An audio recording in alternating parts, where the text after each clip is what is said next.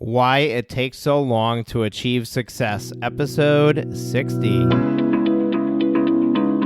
Are you ready to make your law firm a profit-generating machine that will free up your time and skyrocket your impact? With more than 2 decades of business growth experience and having proven that you can be successful while prioritizing your family and your impact, introducing the Profit with Law podcast.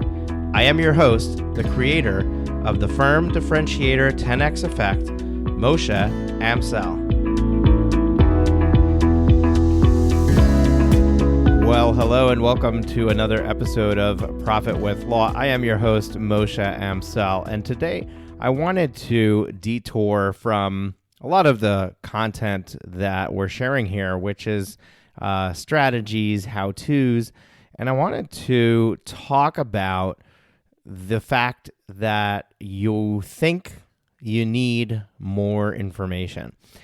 There is so much information out there readily available to teach you how to market your firm, how to run your firm, how to make sales or do intake in your firm, how to support your clients, how to create processes. I mean, there's a ton of stuff out there. There's podcasts, there's YouTube channels. There's a lot of information.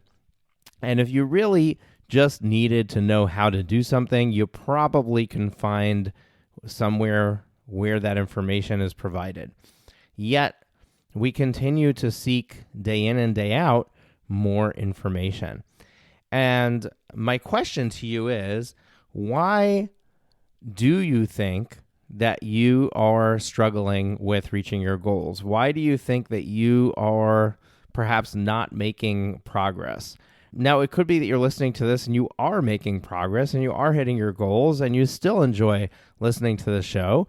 And if that's you, although I'm not directly talking to you, I still think that you'll gain from this episode. And I don't have the answer for you per se, but I do want to offer some things for you to think about that will help you with this question. And that is, what do I need in order to succeed? Oh, look at that. I'm a poet. What do I need in order to succeed? And the answer is not more information. Now, it is important to educate yourself. It is important to learn things and learn how to do things and learn how things work. But education should be a very small piece of the puzzle. I am trying to create some new morning habits for myself. And one of the things that I put into my morning routine is to spend 30 minutes every morning learning something new. So I am building the education component into my morning routine. And then I am not planning at all to seek education during the day. You see, I know through my own experience, as well as through my own coaching experiences of being coached by mentors, that the answer does not lie in the understanding. The answer lies in the action taking. And I'm going to dive into that a little bit more so that you can really understand what it means. But essentially, the reason that you might have struggled to achieve success, or that success may be seeming to take you a very long time, is not because you don't know how to do it. It's not because you don't have the information. It is because you are either not taking action, or you are not, you see, it's still not taking action, but you're stuck in a state of overwhelm or indecision. Now, essentially, those are still not taking action, which is, why I paused there for a moment. It's because you're not taking action. The question is, why are you not taking action? And there could be a few different reasons for that. What do I mean by taking action? Well, I'll give you an example, and this is an example that my mentor has shared with me a number of times, and it's a great example, so I'm just going to reuse and recycle his. And this is it. If you read a book on how to become a professional swimmer, And the book explains every single technique possible, all the drills you need to do, everything that you need to do. And you read that book cover to cover. As a matter of fact, you read it 100 times. You know that book inside and out, backwards and forwards. You can take an exam on it over and over again and score 100 every single time. Do you think that if you've never ever been in a pool of water before, that you can jump into the water and you will be a professional swimmer? Of course, you're sitting there and you know the answer is no. Most likely, you're going to jump in the water and you're going to flounder around and not be able to swim at all until you try it. You fail, you try it, you fail, you try it, you fail, and eventually you'll figure it out. Eventually you'll get the stroke. Eventually you'll learn how to swim. You'll be an awful swimmer, but you'll be able to get across a pool. And then if you keep at it and you keep trying, you keep doing practice drills and you keep perfecting your stroke, eventually with a lot of action and a lot of practice, you can potentially become a really good swimmer. Being a business owner is exactly the same as learning to swim. You can have all the knowledge in the world. You can think that you know everything. You can take an exam and score really well on it. But until you've actually tried to run a business, until you've actually attempted it, you don't know how to run a business. And until you've been running a business for a while and you keep trying to make it better, trying to improve it, trying to essentially learn how to swim, right? Until you learn how to make it profitable, until you learn how to make money come in through the door, until you learn how to end up with money at the end when you're done with all your expenses, you don't know how to run a business. And that is the biggest problem in any industry, but that I see with a lot of law firm owners. And it's not your fault, and there's no blame, but I think that we need to start to recognize that there are two components to becoming really good at something. There's the knowledge, and then there's the practice. And if you don't do the practice and you only do the knowledge, you're not going to get good at it. If you only do the practice and you don't do the knowledge, you'll get good at it eventually, but it will take you significantly longer. To the same note, let's go back to the swimming example. If you read the book and you jumped in the pool and tried to figure out how to swim, and you just kept going back and forth between the book and the water, you would eventually become a pretty good swimmer. However, if you invested in a coach to watch you swim, to tell you exactly what you were doing wrong, to point you in the exact direction you need to go to perfect or improve something specific to make you better, you will increase your performance. You will become better significantly faster than if you tried to do it yourself. And this is in no way a pitch from me for my services. It's in no way a pitch from me to tell you, hey, look, you should come and get coached by me. And it's in no way me pushing you to get coached by any of the myriad coaches that are out there. There's a lot of them. But I do firmly believe that you need mentors in your life. I do firmly believe that there's actually three components to rapid success. 1, your ability to take action. 2, your ability to learn and know what is important for you to know. And 3, your ability to be coached by somebody who has more experience, more knowledge than you, and can actually see what you're doing in order to speak into your life. So it doesn't help to have a coach who has no idea what you're up to, because if they can't watch you swim, they cannot perfect your stroke. You know, it's like calling a doctor on the phone and trying to get a diagnosis based on a description of symptoms. Without them being able to physically examine you, their prognosis or diagnosis is going to most likely be significantly off. And the same thing can happen with a coach. So you have to be willing to be transparent with what's happening in your life and in your business. You have to be willing to show your books, show your numbers, show your processes. You have to be willing to allow the mentor to have full access to everything that you're doing. And I want to go back to the piece where you need to take action. I wasn't sure where I wanted to focus on this episode. I'm kind of letting this take its own course. But the knowledge piece, I think we've got that down. There's a lot of information out there, but once you know what you need, like let's say, for example, you need to bring in more clients into the firm. You decided that your best way to do that is through LinkedIn. So now you know that you have to just go out there and seek information on how to become better at using LinkedIn as a lead generation tool, right? That's very specific, and you can look for that knowledge and you can gain that knowledge fairly easily.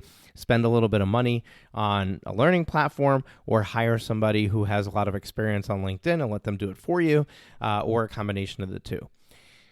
But then that's the knowledge piece. But then there's the action piece. And this is, I think, where most business owners and most law firm owners get tripped up in the process of trying to grow their business. And that is, you have to be in it, right? You have to jump into the pool and try to swim. And the problem is that we're not doing that. You're learning all of the possible ways that you can market your firm, but you're not trying any of them. And the only way to learn which is the right way for your firm, and the only way to perfect the right way to become even better at it, is to just try. So I don't know if television ads or billboards are the right way for your firm to market itself. But until you try them and find out whether they work or not, nobody will ever know. Now, I used a way out crazy example that most firms are not doing because I just wanted to highlight that even though that's something that you're probably sitting there saying, no, that won't work for me. I don't know. It might. And it might be very successful for you, and maybe it's something you should try. But you need to evaluate all your options and choose one and try it. So whether it's a billboard ad, or whether it's a Google ad, or whether it's spending time on your website to make it SEO friendly and try to rank in the search results, or maybe it's just getting yourself to rank high in your Google reviews or your Avo listing, which I have opinions about all of those, but that's not the point. The point is that my opinion is irrelevant because every single firm and every single practice area and every single geographic location is going to produce different results. And nobody can sit there and say, this is the one thing that you should do to bring in more clients. But I can tell you that this is the one thing that you should do to figure out what the one thing that you should do to bring in more clients is. And that is try it. And that's the key. The key is that you need to just pick something and you need to try it and you need to go for it. Now, why are we not picking something? Why are we not going for it? Well, there could be two main reasons why you might not move forward, why you not take the action necessary. And the first one is indecision. And the second is fear of failure. So indecision is, it actually stems from fear of failure. So really it's fear of failure that drives it. But indecision can also be overwhelm, which again probably translates back to fear of failure. So what happens is we are wired to survive. Human beings are wired to survive. And therefore, our brains are going to automatically guide us whenever there is a possibility that we're going to be putting ourselves into danger. it is going to guide us to avoid that activity. Now, for some reason, we associate failure with danger. And therefore, when we think that there's a possibility that we might not succeed at something, our brain right away says, don't do it. And that manifests itself and that shows up in our lives as procrastination. So you'll find yourself delaying an activity over and over and over again. Most likely, procrastination is happening because of a fear of failure, which is a survival mechanism. So you'll procrastinate the activity or avoid the activity in some other way. You'll rationalize to yourself why you're incapable of doing it. I don't have enough time. I don't have enough money. Other people are already doing this, doing a better job at it. All of these excuses that come up to get you to not dip your toe in the water, to not try, because you're afraid of failure. So why do you think that you're afraid of failure? Why do you associate failure with survival and danger to your survival? Most likely it's because we're social beings, and we feel like we need to be included in the pack. We need to be included in society. And if we fail, society may look at us and say, look, he or she is a failure. Therefore, we should not associate with that person. We should not include that person in our circle. So we put a lot of weight on other people's opinions and what other people are going to think about us and think of us. If you could care less about what other people thought, then you probably could care less about failing, because there's the only downside of failure is what other people think. And if you start to recognize the fact that each failure is bringing you one step closer to success, you're going to start to recognize how silly and how illogical the fear of failure is. And if you can get yourself to understand that and to buy into it, then you can also get yourself to start taking action in everything that you need to do in your law firm. Because as soon as you start to recognize that you're procrastinating, as soon as you start to recognize that you're not taking action, you can easily map that back to say, why am I not taking action? Oh, look, I'm afraid of failure. I need to take action because that is my key to success. You see, every single thing that we do is going to be a success. Failure doesn't really exist. Because if we don't succeed in achieving a goal that we had wanted to achieve with that action, that's not failure. That is a lesson for our future. That is us learning what not to do, or what we can do better, or what we can change. So every single thing that we try is a lesson on how to proceed. It's either a lesson saying, yes, this worked, let's do more of it and let's make it even better. Or it's a lesson saying, this did not work, let's tweak something, let's change something, let's take a variable and change it to see if that will work. And that is how you achieve success. The faster that you can take action and not succeed, I don't want to use the word failure, right? The faster that you can take action and not achieve your goals, the faster you will achieve your goals, if that makes sense, right? So let's say that you have to try 100 different things in order to succeed. The first 99 are not going to work, and the 100th is going to work for you. Now, obviously, this is not the same for each person, and that's why some people appear to be an overnight success, because they happened to try the right thing first, right? But that was luck. They got lucky. And most people who get lucky, they don't stay lucky. So somebody might hit the ball out of the park, have a lot of success in the first couple of years of their firm, and then all of a sudden they're stagnant and they're stuck and they can't figure out how to grow from there. they didn't gain the same way that somebody who struggled for 2 years gained. And so I wouldn't look at somebody who's an overnight success and say, see, Moshe, it does not work. What you're talking about, I have proof of the other way. Almost always, that's not the case. So back to this example, if you need to do something 100 times to achieve success, and the first 99 you're not going to achieve success, then the faster that you do the 99 lack of success action items, the closer you're going to get to the 100th one that's going to be successful. Now, if you knew that in advance, how quickly would you go through those 99 unsuccessful attempts?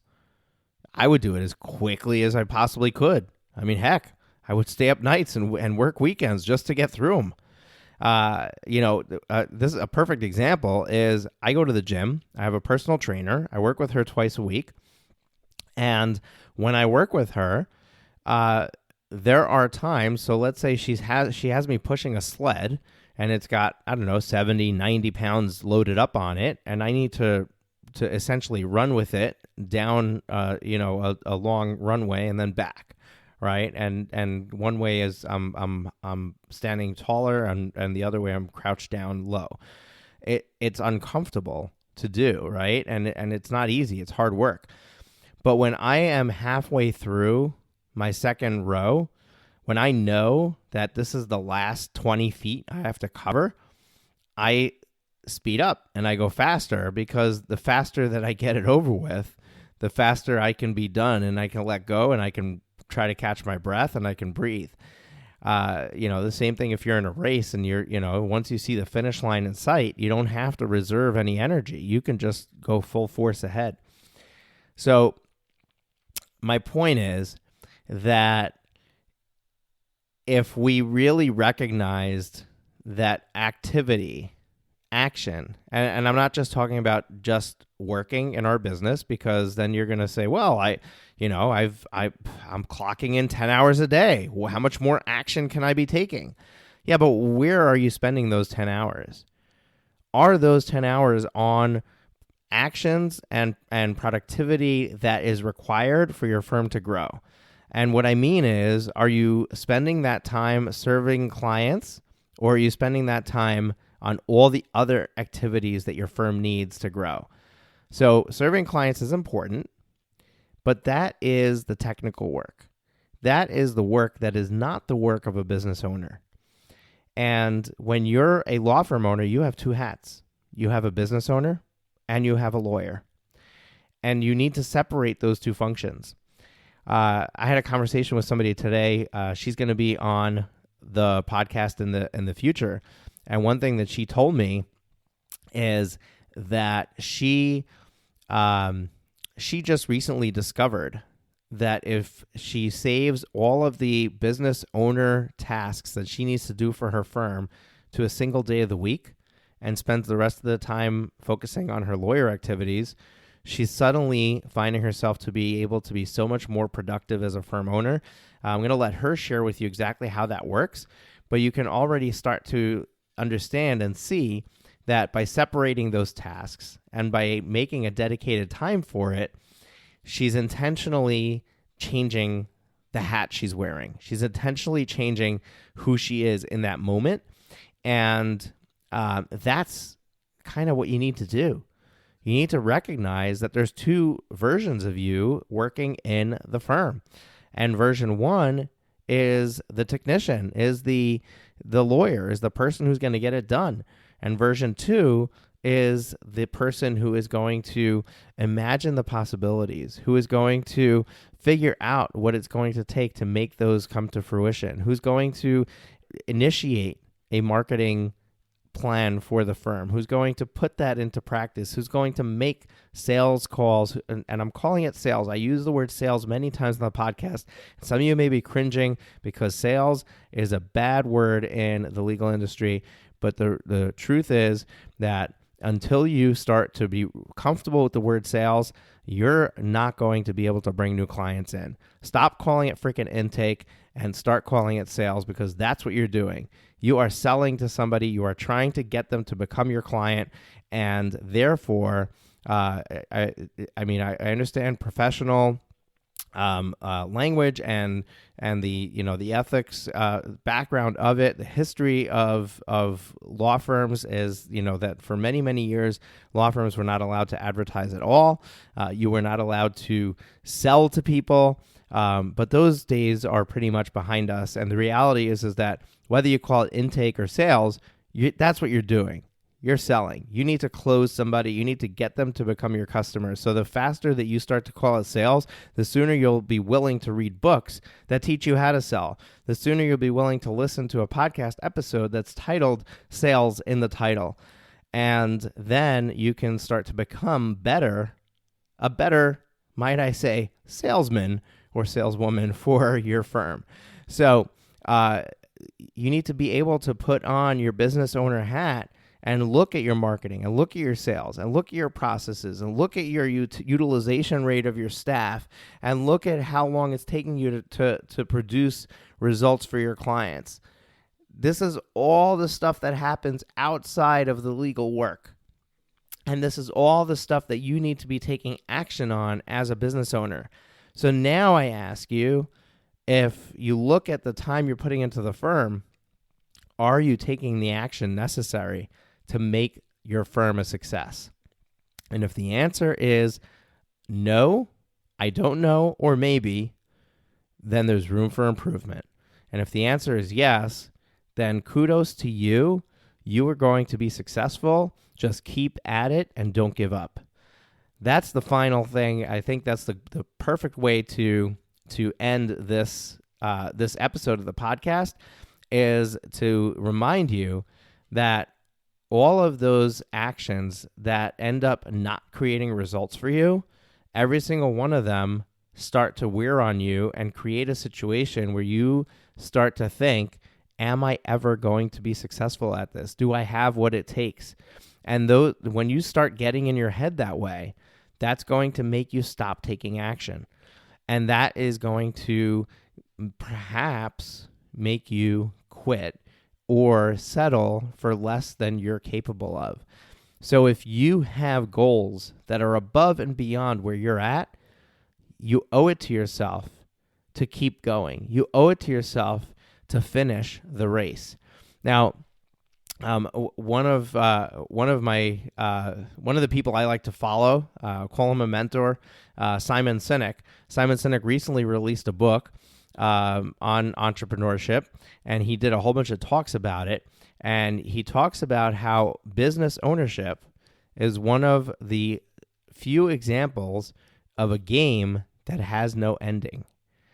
And if you embrace that, if you embrace the fact that owning a business is a game, and you just need to find the right strategy, you just need to find the key to be able to be winning, you're never going to win, but you could be winning, because the game doesn't end. See, the business, you don't get to a finish line and say, okay, I won, and then you're done. You close the doors. Now, technically, you could, sell the business at some point and then, walk away with a wad of cash, and, you might define that as a win, but the firm itself carries on, right? The business, you either are winning or you were losing or you lost, right? Those are your three options, but you've never won the game. And, there's a lot to be said about this, and I invite you to read his latest book. And I don't have the title in front of me, so we'll try and put that into the show notes. But the point that I wanted to make is that if you give up, you've chosen to end the game. That's your choice. But the reality is that the people who are successful are the ones who stuck with it. Now, some people stick with it for a long time before they see success. Now, there are things that you can do to shortcut that success. There are things that you can do to make yourself more successful. And those are the three that I outlined. Make sure that you're getting the right access to knowledge. For example, attending our Law Firm Growth Summit that we just completed. There's going to be many other opportunities from us here at Profit with Law and the Law Firm Growth Summit brand, where we have a lot of wonderful opportunities for you to increase your knowledge planned in the upcoming year. As a matter of fact, right now we have a class on LinkedIn that's coming up.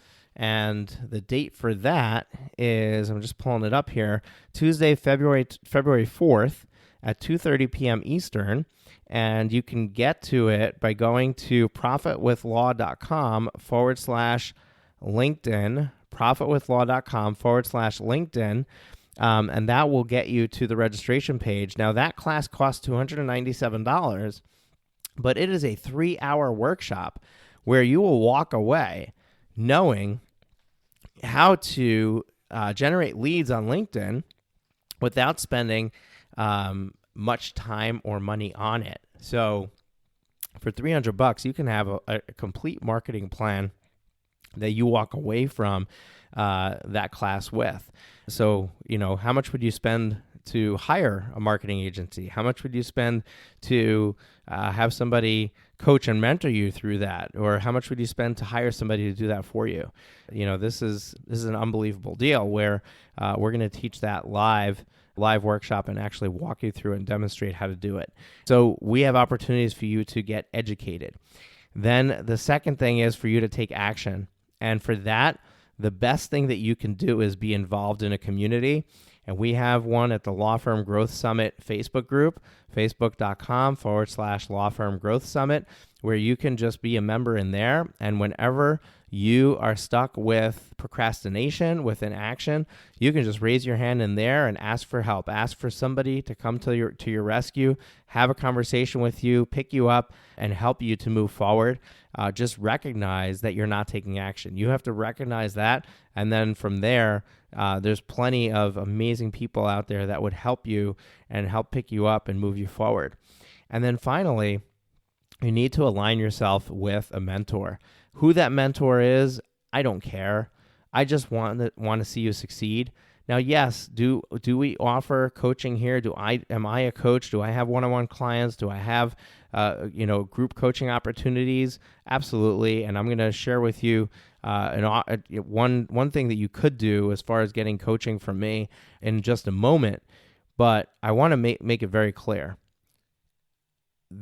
You have to resonate well with your mentor. You have to look up to them. You have to see them as a coach.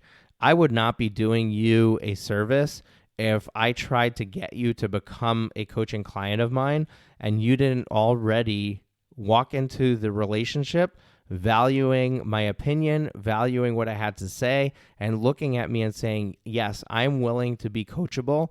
I am willing to listen to what you're going to tell me and actually take action on it and put it into action. So that might not be me.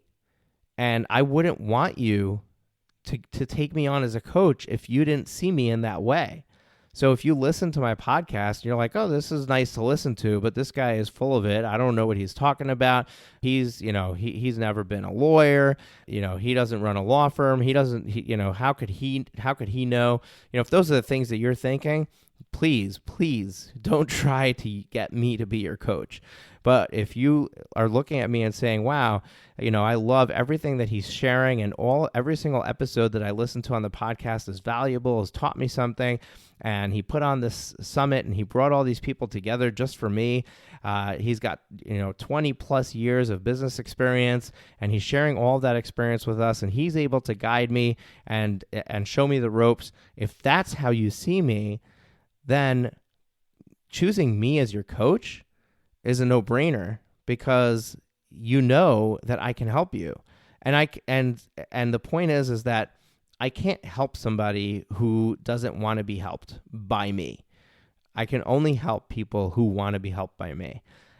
So this is not about pitching you. It's not about tooting my own horn, but it is about highlighting that when you choose a mentor, when you choose a coach, it has to be somebody that you look up to. It has to be somebody that you value. It has to be somebody who you're going to enter the conversation willing to absorb what they have to share and taking it and doing something about it. So if that is you, and if you are interested, I do offer a number. It's a very small number, so approximately 6 to 8, depending on the month, 6 to 8 free coaching session slots I offer every month. And there's no commitment to it. You don't need to choose to continue with me. I'm gonna have to do another podcast episode on whether you should charge a consultation fee. And I don't want you to learn from the fact that I offer a free coaching session that means you should do free consultations. I also don't want you to walk away from this saying, oh, I should charge for consultations. I think that there's room for both, and I'm going to do an episode on that in the very near future. But the reason that I offer these free coaching sessions is because I want to create opportunities to help my nearest and dearest followers, people who listen to my podcast, people who are on my email list, people who are engaged with me. They're the ones who are going to see these opportunities, who are going to take advantage of these opportunities. And if I can help you in a single coaching session and we don't need to continue beyond that, then I am thrilled that I was able to spend that 90 minutes with you. And if you got help and you see the need for more help, then we can discuss how that would work. What is the best way that I can help you in fast tracking your success? Remember, it's all about how long do you want it to take to be successful. You'll eventually figure it out. I have faith in every single one of you that you will find the knowledge you need. You will take the action you need. The question is how long will it take you to take enough action and learn enough knowledge to get to where you need to go? And that's where the mentor, the coach, steps in and does, and is able to help you. So if you're interested in that, go to profitwithlaw.com/free coaching, profitwithlaw.com/free coaching. And there you can complete an application for a free coaching call, and you'll be taken to my calendar where you can book a call with me for that free coaching session. And with that, I hope that this was a valuable and wonderful episode for you. A little bit of a deviation from knowledge and know-how, and maybe next week we'll talk about whether or not you should be charging a consultation fee for that initial consult call. It's time for us to have an episode about that. So got to look at the content calendar, see what we have coming up, but maybe that'll be what we have next week. Until then, stay in action. Figure out what the right next step is for you as a business owner, not just as a lawyer. And just the one thing I want you to do is take that action. The one thing you've been procrastinating that you know you need to do next, go and do it. Make the time, put it on your calendar, and just make sure that you actually do it. And with that, get back to me and let me know if you were successful. And I hope that you have subscribed to this show. If this is your first episode here, welcome. Hit that subscribe button, and I look forward to being in your ears, joining you wherever you are next week. Take care. Thank you for tuning into the Profit with Law podcast. Your feedback is extremely valuable to us, as well as helping us reach more people with this valuable content. Please leave us a rating and review in your favorite podcast directory. Join us again next time when we are back with even more strategies to profit with law.